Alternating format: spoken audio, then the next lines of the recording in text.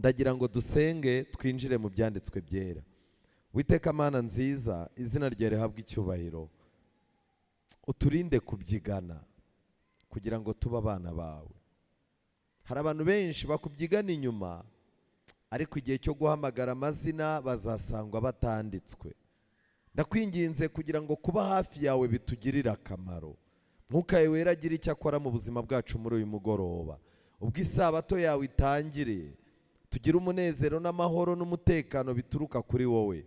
Kandi uyu munsi udufashe kugira ngo ibitekerezo byacu bizamuke, dutumbire iby'ubwami bwawe.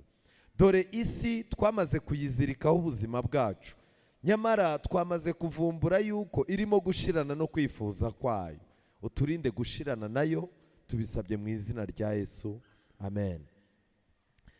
Tujye kwigana icyigisho cyiza gifitiye insanganyamatsiko ivuga ngo intambwe z'umuntu Imana yitoranirije ikamwiyegereza. Intambwe z'umuntu Imana yitoranirije ikagira gute? Hari ibintu biranga umuntu Imana yitoranyirije, hari ibintu biranga umuntu Imana yiyegereje. Uwo muntu Imana yiyegereje hari intambwe nawe Imana imuteza.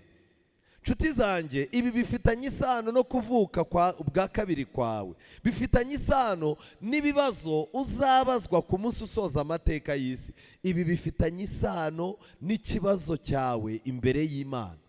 Ibi bintu ndagira ngo tubyakire kandi tubashe kubyumva mu minota mikeya dufite. Muri Bibiliya Zaburi 65 umurongo wa 5 niho nakuye umutwe w'iki cyigisho. Bibiliya iravuga ngo iki? Zaburi 65 umurongo wa 5, hahirwa umuntu utoranya ukamwiyegereza kugira ngo agume mu bikari byawe. Amen. Tuzahazwa n'ibyiza byo mu nzu yawe, ibyiza byaheraho mu rusengero rwawe. Bivuze ngo iki? Nta muntu n'umwe uzajya mu buzima bwo hanze y'Imana ngo ahage. Oya, guhaga Imana yabigeneye abari mu nzu yayo, Imana yabigeneye abari mu rusengero rwayo. Abo ngabo nibo bazarya bijute, nibo bazambara bashira imbeho, nibo bazakora bakagira icyo babona. Abo ngabo kandi nibo bazabona nubwo cyaba gitoya bagishimira Imana, kuko na Satani ntiyifuzaga ko kibageraho. Kimwe mu bibazo rero bikomeye, ese Imana yaragutoranyije? Muri Kristo Yesu Imana yatoranyije abantu bose. Kandi Bibiliya abaririmbyi, ababwirizabutumwa bafite indirimbo ivuga ngo abari kure yabigije hafi, kandi abari hafi Imana yabahaye iki? Yabahaye amahoro. Ariko ikibazo ni kimwe, ni gute umuntu Imana yamwiyegereza agakomeza kugira umururumba? Nshuti zanjye, Bibiliya ibivuga neza. Muri uyu mugoroba turaza kuza gufata umuntu witwa Sawuli wahinduriwe izina yitwa Paulo. Muri uyu mugoroba niwe nshaka yuko twibandaho. Mu rwandiko rwa mbere rwa Timoteyo igice cya mbere umurongo wa 12, uyu Paulo tugiye kuganiraho yatanze ubuhamya. Arangije aravuga ngo ndashimira Kristo Yesu umwami wacu wambashishije yuko yatekereje ko ndi uwo kwizerwa akangabira umurimo we. Muri iri somo harimo ikintu gikomeye. Ni by'ukuri Paulo yanditse amasomo menshi, ariko iri somo niryo ririmo ibanga ry'ubuzima bwe. Ese nagira ngo mbabaze, kugira ngo akore umurimo w'Imana, kugira ngo asange Imana, ni imbaraga ze ku giti cye cyangwa n'iz'ahandi? Paulo yaranditse ngo ndashimira Kristo wagize gute? Wambashishije. Imana niyo ibashisha umuntu gutangira urugendo rwayo, kandi Imana yatangiye umurimo mu muntu ni nayo izagira gute? Izawusoza. Uyu mugabo witwa Paulo yakomeje atanga ubuhamya bukomeye mu rwandiko rwa mbere rw'Abakorino igice cya 11. Muri uru rwandiko rwa mbere rw'Abakorino igice cya 11 umurongo wa mbere, uyu Paulo yanditse amagambo abwirijwe n'umwuka w'Imana. Arandika ngo mugere ikirenge mu cyanjye nk'uko nanjye nkigera mu cya Kristo. yageze aho abona kugira ngo atere intambwe mu bintu by'Imana, adakeneye gutera intambwe yigana kanaka, arangije akazaza areba Kristo mu buryo bw'umwuka. Aho Kristo ashinze ikirenge niho Pawulo yagishingaga, kandi byaje kurangira abwiye abantu ati rero kugira ngo mutayoba mugere ikirenge mu cyanjye. Uyu muntu witwa Pawulo ubundi yahamagawe ate? Urugendo rwe Imana yamwiyegereje ite? Ese iby'Imana yamukoreye uyu munsi wa none ni izihe nama Pawulo yasize ku buryo abantu tubayeho muri no mperuka y'ibihe twazigenderaho? Uyu mugabo witwa Pawulo, Bibiliya igaragaza neza ko yari afite ubwenegihugu bubiri. Yari Umuroma kuko ariho yavukiye, ariko amaraso ye yari Umuheburayo. Ngiki ikibazo dufite, turashaka kuba abantu b'Imana ariko aho twavukiye naho ubwaho haradukurikirana. Pawulo rero yatangiye urugendo, aragenda ajya mu idini, aba umuntu mwiza, akomerezamo imbaraga, aragenda aba umuntu ukomeye, ariko ikintu cyitwa kuvuka ubwa kabiri ntacyo yari azi. Birashoboka yuko umuntu ashobora kuba mu bintu by'Imana igihe kirekire, ariko ingingo yitwa kwihana ibyaha no kubabarirwa no kubyarwa ubwa kabiri, iyo ngingo ikaba ari amakuru y'ahandi kuri we. Uyu mugabo nimureba mu Bafilipi igice cya 3 hagaragaza ibyirato bye. Ese uyu muntu yari muntu ki? Yari akomeye ku bintu bine. Ibintu bine yari akomeyemo murabibona mu Bafilipi igice cya 3 umurongo wa 5 n'uwa 6. Abafilipi igice cya 3 umurongo wa 5 n'uwa 6. Buriya buri muntu wese aba afite ibintu akomeyemo, ariko Pawulo yagaragaje ibintu, mu bintu byose yagaragaje habuzemo ingingo imwe yitwa kwihana, kubabarirwa ibyaha no kubyarwa ubwa kabiri. Izo ngingo mu byo yavuze nta byari birimo. Reka turebe muri Bibiliya. Abafilipi 3 umurongo wa 5 atangiye kwivuga rero, dore nakebwe ku munsi wa 8. Rwose nta bukererwe bwabayeho ku munsi bamukebaga. Mu magambo make mu mvugo y'iki gihe, umunsi bagiraga gute? Babyita ngo ni ugusiramura. Umunsi wa 8 nk'uko ibitabo byavuze niko byagenze rwose. Ikindi, nduwo mu bwoko bw'Abisiraheli, nduwo mu muryango wa Benyamini, ndi Umuheburayo w'abaki? Hari Abaheburayo bandi ba Pirate, aravuga ati ntunyitiranye njyewe, ndi Umuheburayo w'Abaheburayo. Hari ukuntu rwose uganira n'umuntu akakubwira ati ntundebe gutya, njye ndi umudivanisiti w'igitwe ku isoko, ntundebe gutya, ndi umwana wo mu Rwankeri mwa. Rwose akakubwira ati abazungu sogokuru wanjye yabatwazaga ibitabo, ntago ndi nkawe. Ubwo rero nk'abatwebwe twavuye muri aya madini y'Abisilamu, uricecekera wavuga iki? N'ubu hari abantu bagifite amateka, muganira akakubwira ati ntundebe gutya, ndi umwana wo mo imbere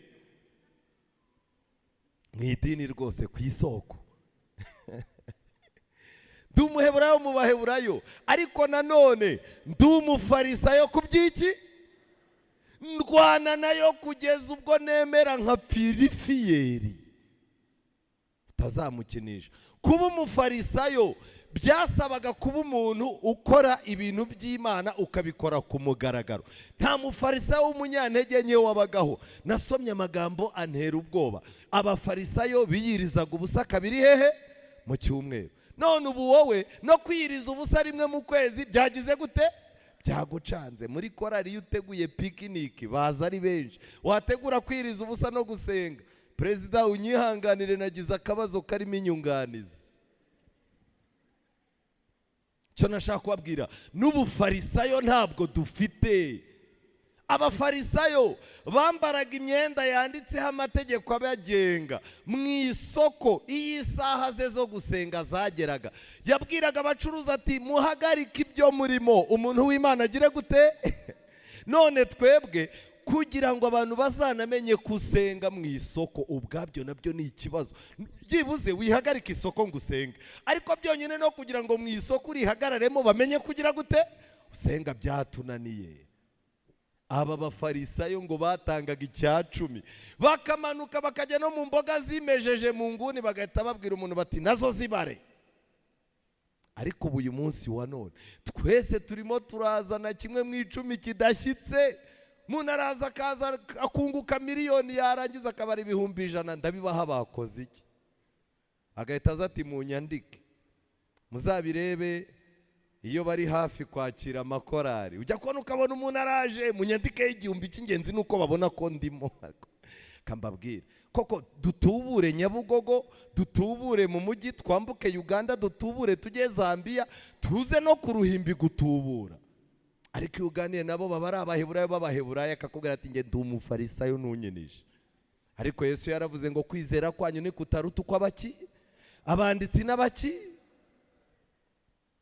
Mbabajwe nuko tutaragera no ku rwego rw'abafarisayo. Turacyafite urugendo rurerure ku buryo n'ibintu abafarisayo bumvaga nta matangazo atanzwe, twebwe umuntu abyumva batoye umukuru w'itorero uzi kuvuga amatangazo cyangwa w'umunyamahane. Bariya abantu rero batangiye kutumenyera. Kanani we tujya tubona uri serious, ugenda ubakange. Kuri itorero agatangira, inama y'itorero yafashe imyanzuro, hari abantu barimo kuzana umutwe ufunze, tuzabonana. Itangazo rya kabiri, ejo mu gitondo ni umuganda, uwo tuzabonana. Yarangiza akivira, abantu bakavuga tugari kana kabivuze, muzinduke muza.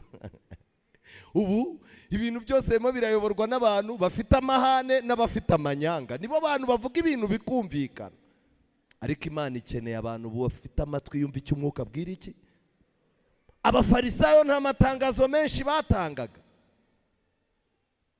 Pawulo yarakomeje ku murongo ukurikira, umurongo wa 6, kubyishyaka.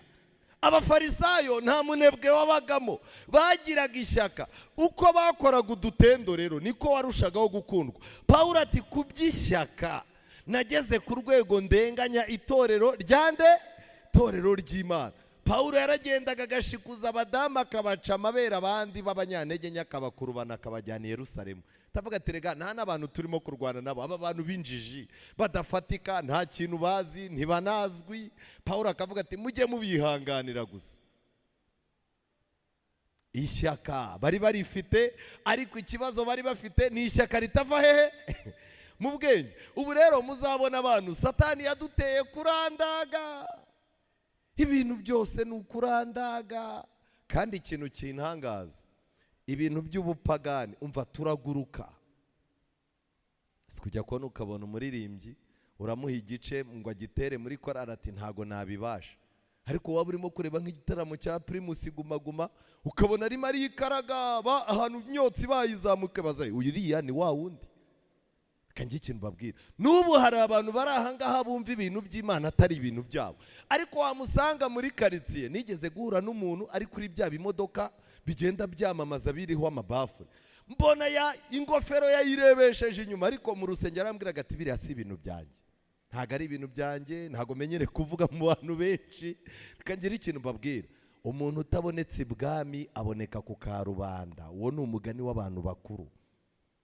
Niba udashatse kuboneka hano ibwami, uzaboneka ku karubanda byanga byakunda, kuko nta muntu n'umwe iyi si izarangira atironshinze, ntawe. Pawulo yakomeje aravuga ngo mu byerekeranye no gukiranuka kuzanwa n'Imana, oya, kuzanwa na kwa kwibombarika kw'amategeko nari iki? Nyangamugayo. Abantu b'iki gihe ni abagome nk'abantu bo mu gihe cya Yesu. Zakayo yari mugufi kandi Zakayo yari afite inenge, ariko barangije bamwita izina ryitwa Zakayo. Zakayo muzi icyo bisobanura? Bisobanura nta nenge, ni umuntu udafite iki? Udafite inenge. Ni nko kuba wambona gutyo ukumva umuntu anyise Kazungu, yaba nshinyaguriye. Ariko ubu muzi ikibazo dufite, umuntu arimo araba ari umwesikoro afata abakozi be mu rugo ku ngufu, ariko yatambuka ku isoko kumva bamwise murokore. Ariko Imana nayo yaragowe. Murashinyagurira abantu. Sikujya kubona ukabona umuntu yirirwa nyonga iminzani, ariko abantu barimo barajya kugura iwe, tujye kwa mudive, tujye kwa mudive. Kwa mudive se niwe? Ntimugashinyagurira abantu. Yari inyangamugayo. N'ubu ngubu dufite abantu b'inyangamugayo rwose. Iyo umuntu w'umusaza ubona ukabona afite imvi, abantu barangiza baturiya musaza ntajya agira n'amagambo menshi, ni inyangamugayo. Dufite abantu b'abamama bagira amajwi aryoha mu gusenga, ku buryo ari mu iteraniro abantu baba bashaka ko ari usenga, ariko uriya mumama ko mutamuhaye gahunda gusenga ubu iry'uyu munsi ryazamutse, kumva nawe witeka Mana nziza, urabizi rwose turi abana bawe, nta kintu utakoze. Oh Mana, abantu bagatavuga ati uyu mama arasenga tu. Ajya kubona ukabona umugabo warisohokeye na telefone bagiye gusenga, none se kudasenza ati hoya tuyu munsi ntago riri bundyohere. Naho ijwi rikoreshwa mu rusengero rinyuranye n'irikoreshwa mu buriri, aranyuranye. Kangira ikintu mbabwira, ubu bunyangamugayo turimo guhiga Pawulo yari abufite, ariko nagira ngo mbabaze, muri biriya bintu byose Pawulo yavuze, hari ikintu cyitwa kwihana mubonyemo? Nta na kimwe. Hari icyo kubabarirwa kirimo? Ntacyo. Hari ingingo yo kubyarwa ubwa kabiri mubonye? Ntirimo. Imana yaramurebye ireba ibikuraje afite, ariko isanga afite n'ubujiji. Imana iravuga ngo reka uyu muntu mukurure mwiyegereze. Amen. Hari igihe Imana ireba ibintu turimo, ikareba imyaka tumaze mu nyigisho z'ibinyoma, ikareba kuraje, ibibaraga byose ugira, Imana ikavuga iti uyu muntu wamwiyegereza yazagira ikintu amara. Pawulo ngo kuko byagenze. Noneho iryo shyaka igihe bicaga Stefano, Pawulo yari ahari, abona abantu bafite ubwoba barimo kwica Stefano, arababwira tumvasha, umuntu wese ufite ubwoba nakurema imyenda ye ayizana ayishyire ku birenge byanjye, iyi dosiye niteguye kuzayibazwa kama mbaya. Ngiki kintu kiranga umuntu udafite umwuka w'Imana. Ibintu abandi batinya, arababwira ati iyo dosiye muyimparire. Imyenda barayizanye bayishyira ku birenge bye, barangije baragenda batera Stefano amabuye, Stefano arapfa. Ariko Stefano asiga asabiye Pawulo imbabazi imbere y'Imana. Ngiki kintu kiranga umuntu w'Imana. Kuko Yesu iminota ye ya nyuma ijambo ryagombaga gusohoka ni iry'imbabazi ku bantu b'Imana mu gihe cy'akarengane. Mu myaka 1460 abantu b'Imana bicwa, amagambo ya nyuma bavugaga yari amagambo avuga ngo bababarire ko batazi icyo bagize gute. Ariko umukristo w'iki gihe mugirana akabazo, yarangiza ati Imana mukubita akanyafu amenye ko ndi umuntu wawe. Abantu b'iki gihe nabarakara, ugirana n'umuntu ikibazo akavuga ati Imana yanjye izagukubita urushyi nta mikino buretse uzabibona. Yakumva igare ryakugushije ati biracyaza. Ariko Stefano asabiye Pawulo imbabazi. Pawulo yaratashye, ariko bitewe nuko Imana ijya isura abantu nijoro kugira ngo ibakoreshe raporo y'uko umunsi wose wagenze. Hari ikintu nkundira Imana, umuntu aragenda akigira akagarara akirirwa mu bintu bidafite 12, nimugoroba umutimanama ntujya urya ruswa, amasaha usanzwe usinzirira ibitotsi ukabibura, umutimanama ukavuga ngo ariko reka twongere turebe uko raporo y'umunsi yagize gute yagenze. Umutima ukakwibutsa iti mu gitondo uriya muntu watukanye nawe muri bisi muraziranye, wari wabuze se ikindi umuganiriza umuntu wamenye n'Imana, ikimwaro kikakwica. Tugere saa 6, biriya bintu wakoze bibaho. Umuntu w'umugabo nkaho ufite amafaranga utera induru muri resitora, utuka umukozi wo muri resitora, buriya koko wowe nawe iyo wirebye ubona ari byo bigakurura. Nibwo uzajya ubona umuntu mu gitondo abyutse arandaga, agize amahirwe akabyukira ku byanditswe byera, byibuze yirirwa n'imbaraga. Ariko nagira ngo mbabaze, imitima nama yanyu mwayihaye ruswa yarayiriye? Niba hari umuntu uraho ugira amahirwe, ni umuntu umutima nama we utararya iki? Ruswa. Ikintu cyabaye ni kimwe, ngo yakomeje kuzaza yibuka filime y'ibyabaye mu rupfu rwa Stefano. Aragenda ajya kubaza, ndimo ndavuga amagambo yanditswe muri iki gitabo ibyakozwe n'intumwa, uwarenganyaga ahinduka intumwa. Ngo arangije aragenda ajya kureba abatambyi ngo bamufashe kubigendanye n'umutima wamuregaga. Abatambyi baramubwira batari ko ufite ikihe kibazo? Aravuga ati kuva nica Stefano ntabwo mu mutima wanjye bimeze neza, mba numva nta morale nta courage. Ariko Bibiliya iravuga yuko yishe ibicumuro by'atazagubwa. Pawulo abatambyi barangije baramubwira bati wowe komeza akazi, ibintu urimo gukora ni ibintu bikenewe ndetse n'ikimenyimenyi, kugira ngo hatazagira n'undi muntu ugukinisha. Urupapuro nguru aho uzaza ujya uzaza wisanga. Ariko ngo Pawulo icyo kintu gikomeza kuba ikibazo. Iyo Imana igukunda ntabwo ibintu birangira gutyo, oya. Hari ikintu kimwe mu byaha byose wakoze Imana ibizuririraho ikakwereka urukundo yagukunze n'uburyo yagukingiye umutwe ngo utajya hacecekerwa. Byarangiye gute rero? Pawulo yatanze ubuhamya bukomeye, byakozwe n'intumwa igice cya 9. Twinjiremo turebe iby'Imana yamukoreye. Nimureba mu byakozwe n'intumwa igice cya 9, Bibiliya iravuga ngo ariko Sawuli akomeza gukangisha abigishwa b'umwami ko bicwa. Ajya ku mutambyi mukuru amusaba inzandiko zo guha abamasinagogi y'i Damasiko, kugira ngo nabona abantu b'inzira ya Yesu, abagabo cyangwa abagore, ababohe abajyane i Yerusalemu. Umurongo wa 3, Bibiliya iratangaje. Akigenda yenda gusohora i Damasiko, Bibiliya iravuga ngo iki? Umucyo uramutungura. Muvuge ngo amen. Nshimira Imana yuko ari Imana itemera yuko tugeraho twari tugiye ngo dukorere amahano. Mwuka w'Imana waramutunguye. Uriya munsi yari afite uburakari, yari amaze guhumurizwa n'abatambyi yuko akomeza akazi. Mutekereza ko yari kwica abangana iki? Yari kwica abarutabo asanzwe agira gute? Asanzwe yica. Noneho yari anabonye n'igihamya cy'abayobozi b'idini, yari kubica avuga ngo ibi bintu Imana igize gute? Ibinshyigikiyemo. Atungurwa n'umucyo.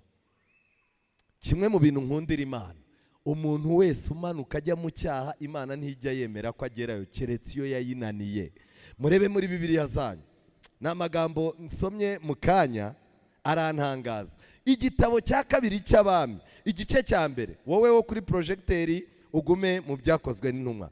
Igitabo cya kabiri cy'Abami igice cya 1, Eliya ahanura umwami Ahaziya gupfa. Ahabu amaze gutanga, Abamowabu bagomera Abisiraheli. Icyo gihe Ahaziya yahanutse mu idirishya ry'insobekerane ry'icyumba cye cyo hejuru i Samariya, aragwa akurizamo kurwara. Bukeye atuma intumwa arazibwira ati nimujye kundaguriza Barizebubi imana y'Ekuroni ko nzakira iyi ndwara. Ariko marayika w'Uwiteka abwira Eliya w'i Tishuba ati haguruka ujye guhura n'intumwa z'umwami w'i Samariya, uzibwira uti mbese cyatumye mujya kuraguza Barizebubi ikigirwamana cya Ekuroni nuko nta mana iri muri Isiraheli? Aba bantu umwami yarabohereje, abohereza mu bupfumu. Imana iritegereza isanga bagiye mu bapfumu bagiye kubariza umwami, ariko nabo bazangirikirayo. Imana ibona nibangirikirayo bazazamuka na ya misengere y'ubupfumu ipfuye, bajye babwira abantu bose kumanuka bajya mu Ekuroni. Imana ibona ibyo bintu bizaba shene ndende, irangije ibwira Eliya ngo jya kwitambika hagati. Baramanutse ntibigeze bagera mu Ekuroni, hagati bahahuriye na Eliya. Arababwira ati nimugende mumubwire ko n'ubundi azapfa. Ibi ntabwo bisaba umupfumu. Basubiyeyo babwira umwami, ariko byibuze Imana yababujije kumanuka ngo bagere aho bajyaga. Mu gitabo cy'abahanuzi n'abami bagaragaza yuko Imana ikeneye abantu bitambika hagati y'ibibi n'abanyabibi, kugira ngo abanyabibi batamanuka bakagera mu bibi bagambiriye. Ukwiye kugira ibintu witambika niba uri umuntu w'Imana. Ukwiye kwitambika ingo zenda gusenyuka. Ukwiye kwitambika abamama barimo kuva mu rusengero bakajya kuraguza. Ukwiye kwitambika abakobwa n'abasore barimo kumanuka berekera mu butinganyi. Imana ikeneye umuntu ubuza abantu kumanuka. Kubera iki? Ni twebwe Imana yahaye umucyo. Umucyo ugomba gutungura abantu ntibamanuke ngo bagere aho bajyaga. Uyu murongo wa 3 w'ibyakozwe n'intumwa rero uratangaje. Ndagira ngo mbabwire mu ncamake ibintu murasoma mu gice cya 9. Icya mbere, Imana yohereje umucyo, uwo mucyo uragenda uhagarika Sawuli. Icya kabiri, Bibiliya igaragaza yuko Sawuli yumvise ijwi. atangira kuganira n'Imana ataherukaga kuganira nayo. Arangije Imana iramubwira iti Sawuli, Sawuli, kuki undenganya? Sawuli abwira Imana ati ariko urinde uwo tuvugana. Yesu arangije ati ni Yesu mugira gute? Umunyabyaha atangira kuvugana n'Imana. Wari watangira kuvugana n'Imana cyangwa ushaka abantu bakuvuganira n'Imana? Igihe kirageze ngo abantu bamenye yuko Bikira Mariya nta kintu yabamarira mu bigendanye no kuvugana n'Imana. Padiri na papa na pasiteri na bishopu, nta muntu n'umwe kuva umwenda ukingiriza hera na hera cyane watabukamo kabiri, nanjye ubwanjye ntago nakuvuganira n'Imana. Ijuru rirakingutse kuri wowe kugira ngo uzamure agahinda, uzamure amagambo asaba imbabazi Imana ku giti cyawe. Pawulo yatangiye kumva ijwi rero. Nshuti zanjye, iri jwi ntago rishobora kuganiriza umuntu yamanutse yagezeyo. Habanza umucyo w'ijambo ry'Imana, ari uyu mucyo murimo guhererwa muri aya materaniro. Ubu n'iki kibwirizwa n'izi ndirimbo ziririmbwe bifite umuntu birimo gutangira kugira ngo adamanuka akajya iyo yajyaga. Nyuma y'icyo Pawulo yabwiwe guhaguruka akajya mu mudugudu aho agomba kubwirirwa icyo agomba kugira gute gukora. Yabonye ibyo bintu, urumuri rwamubanye rwinshi ndetse ahita apfa amaso. Ikintu gitangaje rero, Pawulo hano yabwiwe amagambo akomeye. Murebe umurongo nakunze cyane, umurongo wa 5 ndetse n'umurongo wa 6. Umurongo wa 5 n'uwa 6, yego.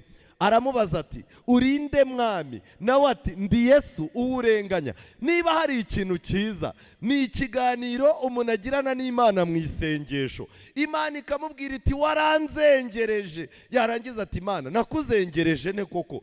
Imana yarangiza ikamubwira iti ibyo ukorera umugore wawe buriya ni njye ubikorera. Ibi bintu wirirwa ukorera abana wabyaye ni njye ubikorera. Ibi bintu urimo gukorera abaturanyi, kariya kajagari ukorera ku rusengero, uburyo uzambya korari ukazambya itorero ryanjye, ni njyewe ubugize gute ubikorera. Umurongo wa 6, ariko haguruka ujye mu mudugudu uzabwirwa ibyo ukwiriye kugira gute. Buriya nagira mbabwire ngo iyi niyo mpamvu Imana ifite itorero ku isi. Umuntu yakagombye guhura n'Imana ikamubwira ibintu byose, yarangiza ikamubwira iti rero ubu ninjye nawe nta wundi muntu urimo. Ariko Kristo arimo araganira na Pawulo, kandi Kristo niwe watanze ibintu abigishwa bari bafite. Kubera iki Imana itabwiye ibintu byose Pawulo imukeneyeho ikamubwira ngo nagenda ajye mu mudugudu? Ndetse Bibiliya iravuga ngo yagombaga kujya ahantu hitwa inzira igororotse. Mu magambo make, hari inzira nyinshi ariko inzira imwe yari yariswe inzira igize gute igororotse. Pawulo rero iyo nzira niyo yaciye akitwa Sawuli ajya aho Imana yari yamubwiye. Kandi igihe Imana yoherezaga ugomba kumwigisha no kumubatiza, n'uwo muntu nawe yaramubwiye ngo ca mu nzira igororotse ujye mu mudugudu uri bubone umuntu witwa nde? Witwa Sawuli. Icyo nashaka kuvuga ngiki ni ukubera iki Yesu atabwiye uriya muntu biriya bintu byose, ahubwo akamubwira ngo ibisigaye najye kubibwirirwa mu mudugudu.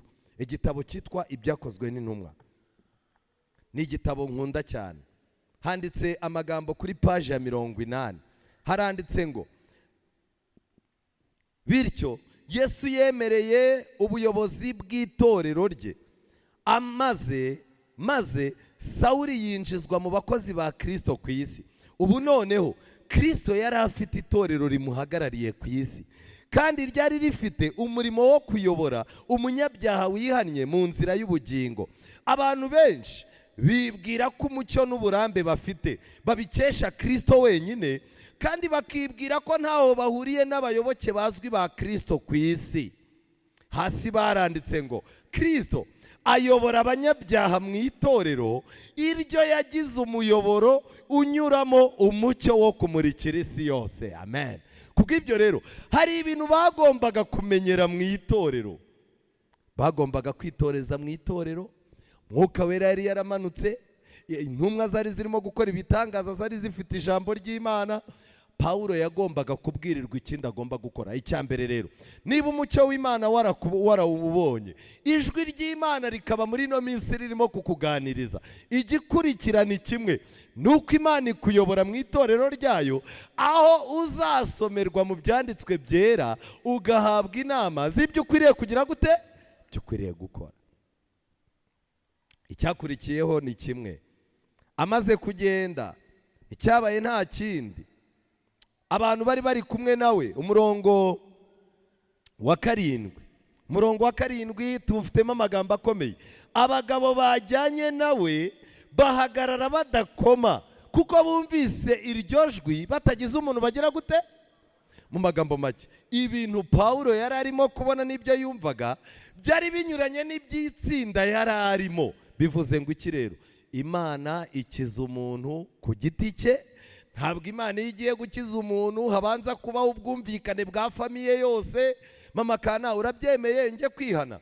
Bana banjye murabona najya kwihana? Cyangwa ngo abana bateranye famiye, none se murabona tugiye kwa abakristo hari ikintu mwahomba? Oya, iyi Imana ihamagaye umuntu ntabwo ibihamagaye groupe ye.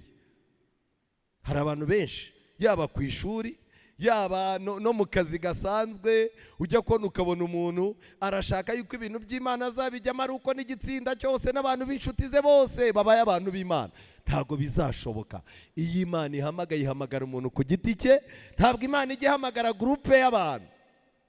Byagenze gute? Arangije Pawulo, Bibiliya iravuga ngo yarahumye. Murebe muri Bibiliya zanyu umurongo wa 8. Sawuli arangije arabyuka, ariko arambuye amaso ntiyagira icyo areba. Baramurandata bamujyana iki? I Damasiko. Yahise aba impumyi. Ariko reka ngira ikintu mbabwira, buriya mwari muzi ko muri kiriya gihe, igihe itorero ry'intumwa ryarenganywaga, mwari muzi ko mu bantu bari bacanye ku maso Pawulo ari we wa mbere yari acanye ku maso. Ariko muratina n'umuntu wamenyaga ahantu itsinda ry'amasengesho ryabereye, muranyumva neza, akamenya amasaha meza yo kubafata. Murakina n'umuntu wize yigira ku birenge bya Gamariyeri. Gamariyeri yari umugabo w'umuhanga. Kwigira ku birenge bye byaguhaga ijambo mu biterane byose wakoresha. Pawulo yaracanye ku maso. Ikintu rero kintangaza cy'Imana, iyo wibwira yuko ubona ukabura umuntu w'umwiyemezi. Ubu dufite abantu hano bavuga bati muri Kigali ncanye ku maso, ntuzankinishe, natse umuriro njunditse iki, amazi ryarashe, ndora wenda umwana wo kwitara, ntuzankinishe. Abo bantu iyo Yesu ababonye rero arabanza akagutera ubuhumyi, akakwereka yuko ntacyo wigeze ugira gute ntacyo wigeze ubona.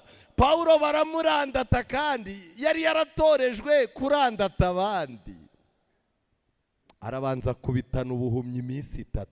Reka ngiye ikintu mbabwira, iyo umuntu akihana, Imana irabanza igafata kwa kubona kwawe kw'iby'isi ikabyica, noneho yarangiza ikaguhumura, nibwo utangira kugira amaso areba iby'umwuka, kandi ukabasha kureba kure. Pawulo ibi bintu yabivuzeho neza mu byakozwe mu rwandiko rwa 2 rwa Petero. Urwandiko rwa 2 rwa Petero, tugende urwandiko rwa 2 rwa Petero, abahageze turareba igice cya mbere umurongo wa 9. Urwandiko rwa mbere rwa Petero igice cya mbere umurongo wa 9. Pawulo ati, kandi rero utagira ibyo aba ari impumyi ireba ibiri hafi gusa, akibagirwa yuko yejejweho ibyaha bye bya kera. Se mutekereza ko ubu buhumyi tutabufite? Ubuhumyi bwo kuba warababariwe ariko ntumenye ko wagize gute?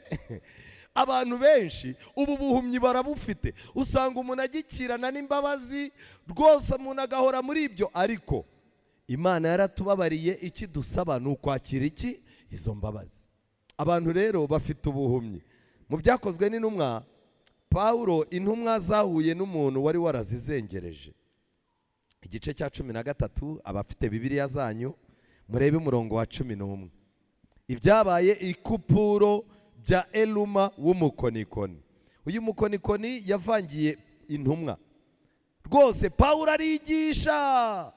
Uyu mukonikoni yaraje aza ku muntu w'umuyobozi. Nimureba neza umurongo wa 6, baromboreza muri icyo kirwa cyose bagera i Pafo, basangayo umukonikoni w'umuyuda, umuhanuzi w'ibinyoma witwaga Bari Yesu.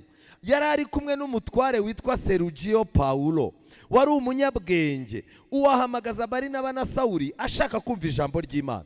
Uriya munyapolitike we yashakaga kumenya iby'ubutumwa bwa Yesu. Uyu mupfumu w'umuhanuzi witwa Bari Yesu amugira uruhande, aramujijisha. Yari umuntu w'umwesikoro w'umutubuzi cyane, aramujijisha.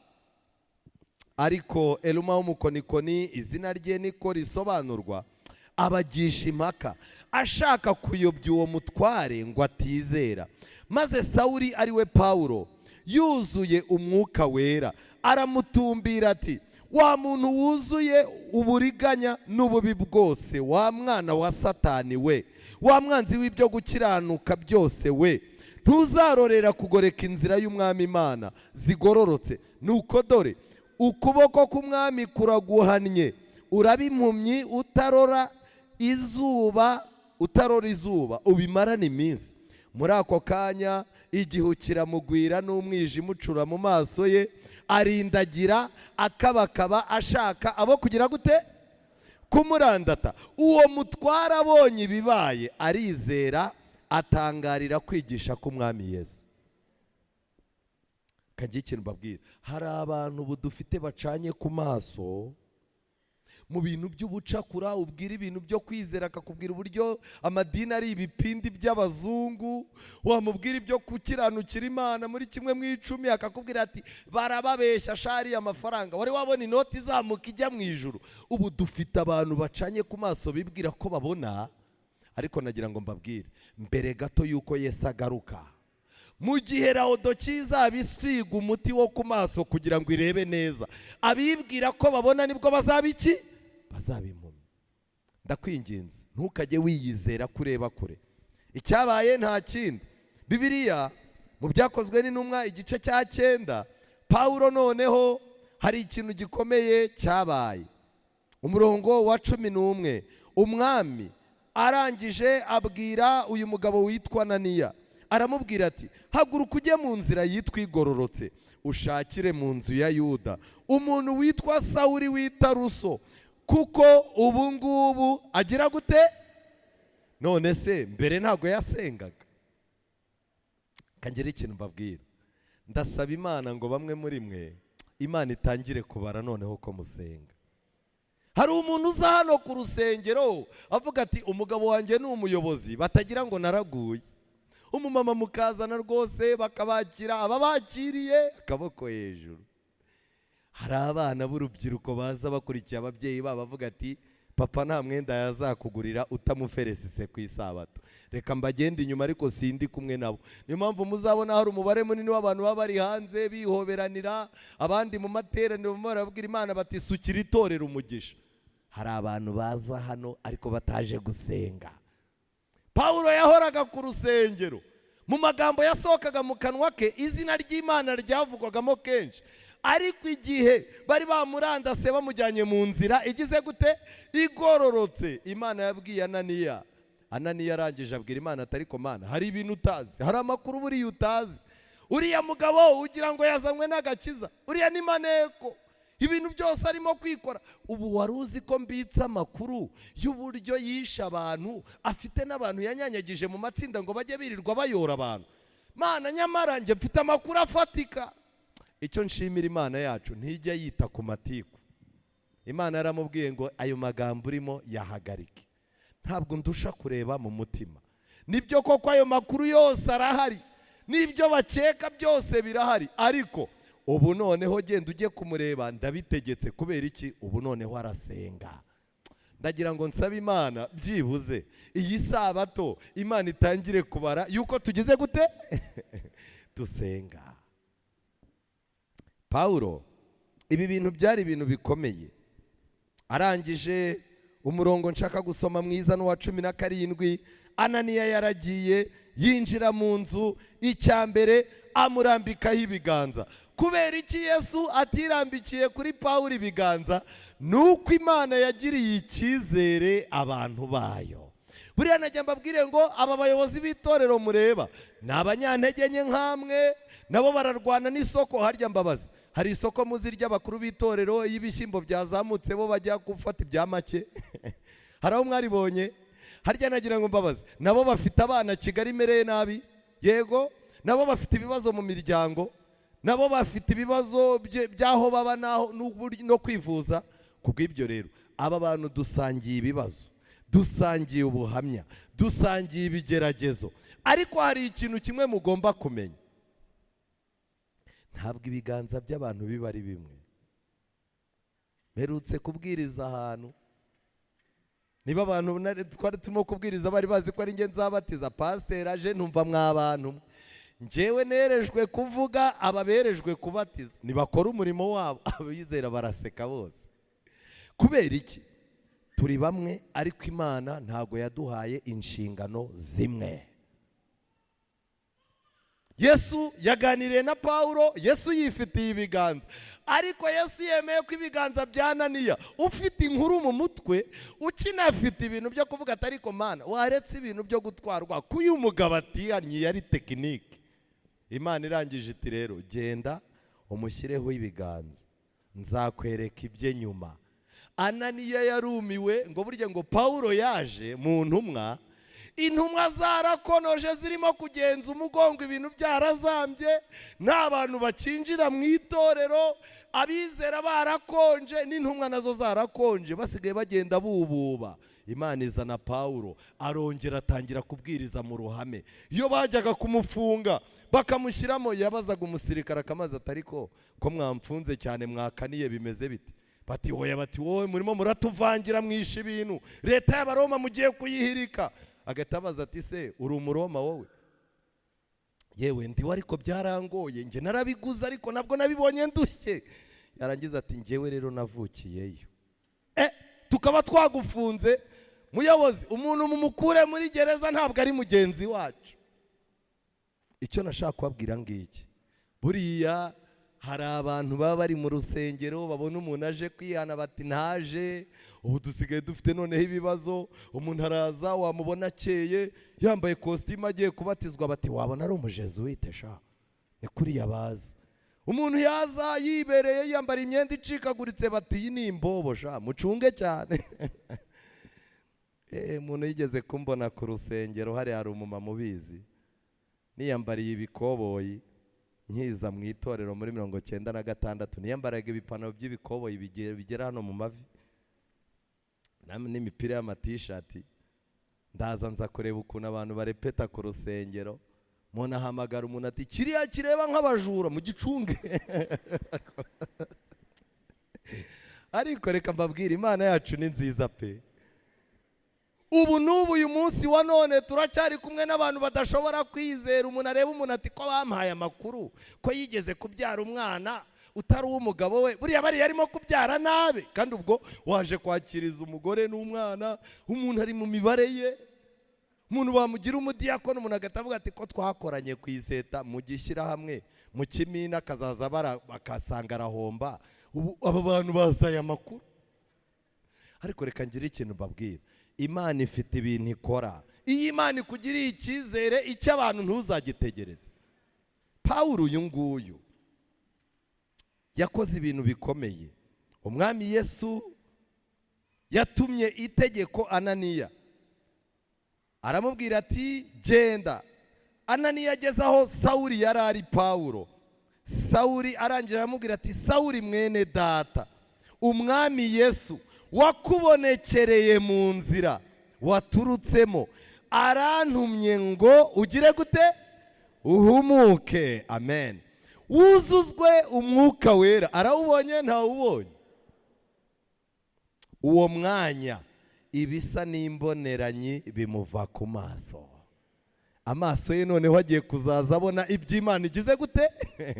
Amaso ye agiye kuzazaho agaciro iby'Imana iha agaciro. Umuntu ufite aya maso rero, kuba abagore bo muri Kigali bose bafite ibibero by'inzobe bakwambara ubusa ntabyo ababona. Kubera iki? Areba iby'Imana igize gute? Ireba. Mu gihe ba mukristo bari mu isoko ry'imburamumaro, ngo bagendaga bareba akajagari gahari, abo mu isoko barababwira bati mugure wana imari zirahari. Barangije bakuru umwe baramubwira ati ariko ko tubona muri abantu b'abaturage ubu koko mwabuze ikintu mugura.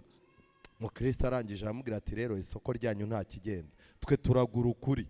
Umuntu umwe ahita amubwira ati muri iri soko hashize imyaka irenga 5,000 nta kuri kugize gute. Mukristo arangije ati rero nta kintu mushobora kutwereka. Ngo mukristo arangije abwira Imana mu mutima ngo ukebukisha amaso yanjye ne kureba ku biryo by'inkozi z'ibibi n'ibiryo by'ingenzi byazo. Dukeneye amaso. Wari wakorwa ku maso kugeza ubwo ubona ahantu utuye ntubone imbaraga z'Imana ahubwo ukabona abarozi. Umukecuru w'igikara umanutse ufite imvi, afite mu maso hafunze w'umukene, ubuzima bwashaririye, araza yajya gusuhuza umwana wawe ugahita umwegezaho uti mukecuru barabambwiye. Ubwo umukecuru ukennye aba ari umurozi. Kangira ikintu mbabwira, dukeneye amaso. Imana ikohereza mwuka wera, gahunda ku isabato zikaryoha, ukumva umuntu atashye arakubaje atari ku munsi hibyiriwe bibishye. Byiriwe bibishye, ntabwo abantu biteye hejuru. Uzi igitaramo iyo kibaye abantu ntibavuze ibikobwa-kobwa, abantu basigaye bagenda bagahita bahamagara uri ku byuma, mwatwiciye igitaramo. Ubushize abantu bazamuye imyenda barayizunguza none dore bayigumanye. Ariko reka ngira ikintu mbabwira, hari igihe Imana iba yakoresheje imbaraga zayo zose, amateraniro yagenze neza ku rwego utanamenya. Wajya kubatiza ukabona haje abantu 5 kubera ko utareba nk'Imana. Imana ikaba ifite umuntu umwe umeze nka Pawulo uzakora ibintu byagomba gukorwa n'abantu 80. Abantu barangiza batariko rero batirivuna turahiye rwose, niko basigaye bavuga, turahiye pe. None se twashoye miliyoni 2 haje abantu 3 nabo uwize n'umwe wakandagiye mu ishuri n'umwe, abandi n'abakozi bo mu rugo. Oya kamemu aya mafaranga bapfa ubusa, abayobozi muzabyigeho. None se miliyoni 3 wazigeneye imitima ingana iki? Ariko mwongeye kwirirwa mutabeshye mubona tubona? Ntabwo tubona. Iby'Imana yakoreye Pawulo amaze gukorwa ku maso, uwo mwanya ibisa n'imboneranyi bimuva ku maso, arahumuka, arangije arahaguruka, agira gute? Arabatizwa. Igihe cyose dushaka yuko umuntu abatizwa izi ntambwe ataziteye, tuba twongeye ibibazo mu ntumwa. Bantu b'Imana muri aha, ndabizi neza yuko hari abantu Satani atera ubwoba. Ubu buryo Imana yatwaye Pawulo kugeza imugejeje ku ntsinzi, buri muntu wese uri aha agomba kurwana nabwo, bukaba intego y'ubuzima bwe. Nyuma y'ibi rero Pawulo amaze kubatizwa mu mazi menshi, Bibiliya itubwira yuko yagize gute? Umurongo ukurikiye 19, amaze gufungura abona iki?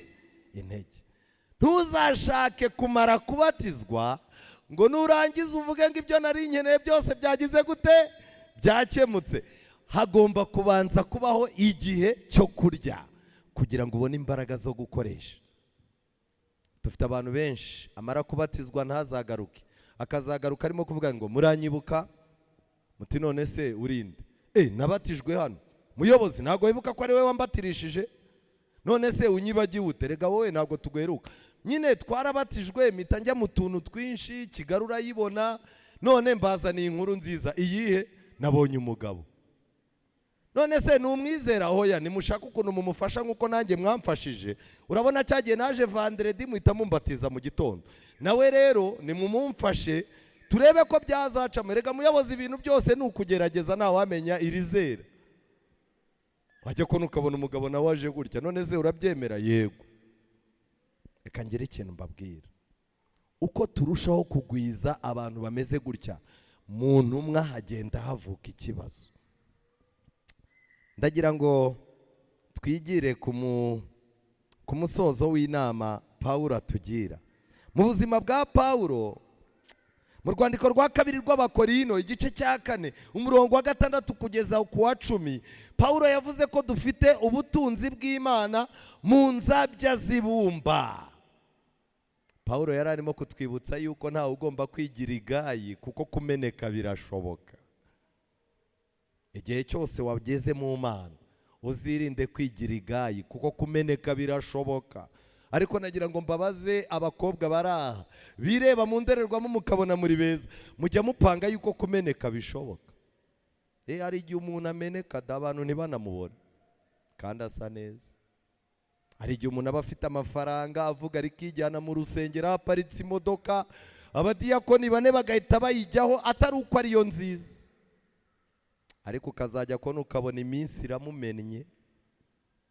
Kumeneka birashoboka. Mugomba kumenya ko ibi bintu by'Imana twizera, ubu buririmbyi, uku kubwiriza, ubu buhamya Imana yaduhaye tubufite mu nzabya z'iki zibumba. Mujye muhora mwigengesereye kuko kumeneka birashoboka. Icya kabiri Pawulo yatugiriyemo inama, Abaroma 7:12-14 yabwiye abantu, arababwira ati rero amategeko ni meza aratunganye. Kandi arangije mu Baroma 8:3 arangije agaragaza yuko hari igihe amategeko agira intege nkeya. Arangije aravuga ati rero ntabwo ari uko amategeko afite intege nkeya. Abaroma 8:3 tuhasome. Pawulo yarakuyeho urujijo ku banyamadini b'uyu munsi wa none, kuko ibyo amategeko yananiwe gukora kubw'intege nke zaki. Ni amategeko yagize intege nke cyangwa ni twebwe? Kubw'ibyo rero kuba isabato yakunaniye kuyishyira mu bikorwa si uko igoranye, ahubwo ikibazo ni kamere yawe. Kuba kure ku busambanyi byarakunaniye ntabwo ari ikibazo cy'amategeko, dore ko abanyamadini barimo kuyashyira ku ruhande. Ukwiye kumenya yuko uko urushaho gushaka kugera ku bintu by'Imana bikakunanira, ikibazo si ibintu by'Imana binaniwe, ikibazo ninde? Ni wowe unaniwe. Iri ni ibanga rikomeye Pawulo yatangaga gasopo ku banyamadini kuzigizaho amategeko y'Imana. Ikindi kintu Pawulo atugiramo inama, urwandiko rwa kabiri rwa Timoteyo igice cya 1:12, Pawulo uko yarushagaho kubona iminsi imubana mibi, abona ubuzima bwe burimo guhigwa n'ibintu byinshi, Pawulo yageze aho abona ubuzima bwe ntabwo yabwiringira, abona kwizera kwe nako kuri mu kaga. Arangije afata ubuzima bwe, afata umubiri we, afata kwizera kwe, arabijyana bishyira mu biganza by'Imana, ahita byita ikibitsanyo. Amen. Magambo make, uyu munsi ibintu byawe bibitse he?